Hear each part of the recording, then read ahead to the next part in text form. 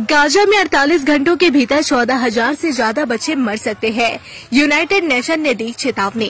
Gaza में 48 घंटों के भीतर 14,000 से ज्यादा बच्चे मर सकते हैं। यूएन ने मंगलवार को चेतावनी जारी करते हुए ये बात कही।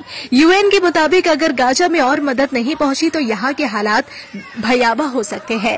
इजरायली पीएम बेंजामिन ने 19 मई को गाजा में सीमित मात्रा में खाना भेजने की इजाजत दी थी। वहीं यूएन के मानवीय सहायता प्रमुख टॉम फ्लेचर ने कहा कि 19 मई को केवल 5 ट्रक ही गाजा पहुंचे, जिसमें बच्चों के लिए भोजन और कुछ जरूरी सामान शामिल था। फ्लेचर ने कहा कि यह समुद्र में एक बूंद के बराबर है। सहायता अभी भी जरूरतमंद समुदायों तक नहीं पहुंची है। अमेरिका, कनाडा, फ्रांस और यूके जैसे बड़े देश लगातार गाजा में मदद पहुंचाने की मांग कर रहे थे।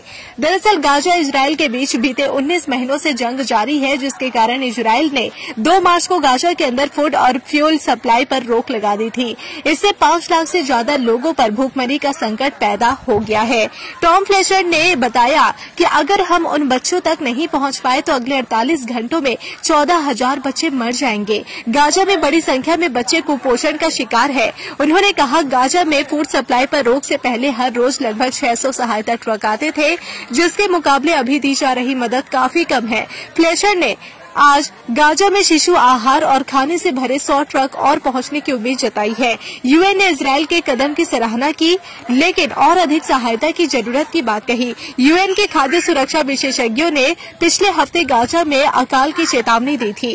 रिपोर्ट के मुताबिक गाजा में फिलहाल 1 हफ्ते के लिए मदद पहुंचाई जाएगी। इस दौरान इजरायल गाजा में खाना बांटने के लिए नए वितरण केंद्र बनाएगा। ये सेंटर इजरायली सेना की निगरानी में रहेंगे। इसका संचालन अमेरिकी कंपनियां करेंगी। नई व्यवस्था के तहत गाजा के लोगों को गाजा ह्यूमैनिटेरियन फाउंडेशन यानी GHF के जरिए मदद की जाएगी। हालांकि कई सहायता एजेंसियों ने इस योजना की आलोचना की। उनका कहना है कि इससे मानवाधिकार को उल्लंघन होता है। GHF स्विट्जरलैंड में रजिस्टर्ड है। पूर्व अमेरिकी मरीन जेक वुड्स इसे चलाते हैं। यूएन का कहना है कि वह GHF के साथ काम नहीं करेंगे, क्योंकि यह निष्पक्ष नहीं है। गाजा में GHF के 4 वितरण केंद्र खोले जाने की तैयारी है, जबकि यूएन के पूरे गाजा में 400 वितरण केंद्र है। अगर GHF से गाजा के लोगों को खाना मिले तो बहुत कम लोगों तक ही मदद पहुंच पाएगी। इसी बीच इजरायल के हमलों में एक सप्ताह में करीब 464 फिलिस्तीनी मारे गए हैं। जी हां, गाजा के स्वास्थ्य मंत्रालय का कहना है कि कई परिवार के सभी सदस्य इन हमलों में मारे गए। रिपोर्ट के मुताबिक सिर्फ रविवार को इजरायली हमले में 151 लोगों की मौत हुई है। इजरायली सेना ने बताया कि उन्होंने गाजा में बड़े पैमाने पर जमीनी अभियान शुरू किया है। इसके तहत उन्होंने पिछले सप्ताह 670 से ज्यादा हमास ठिकानों पर हमला किया। वहीं इजरायल ने गाजा के दूसरे सबसे बड़े शहर खान यूनिस को खाली करने का आदेश दिया था।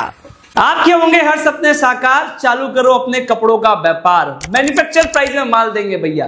कुर्ती 55 से चालू हो जाता है, साड़ी 115 से चालू हो जाता है। 15,000 प्रोडक्ट आपके लिए इंतजार कर रहा है। कब तक न्यूज देखोगे? ये समय आ गया है न्यूज बनाने के लिए।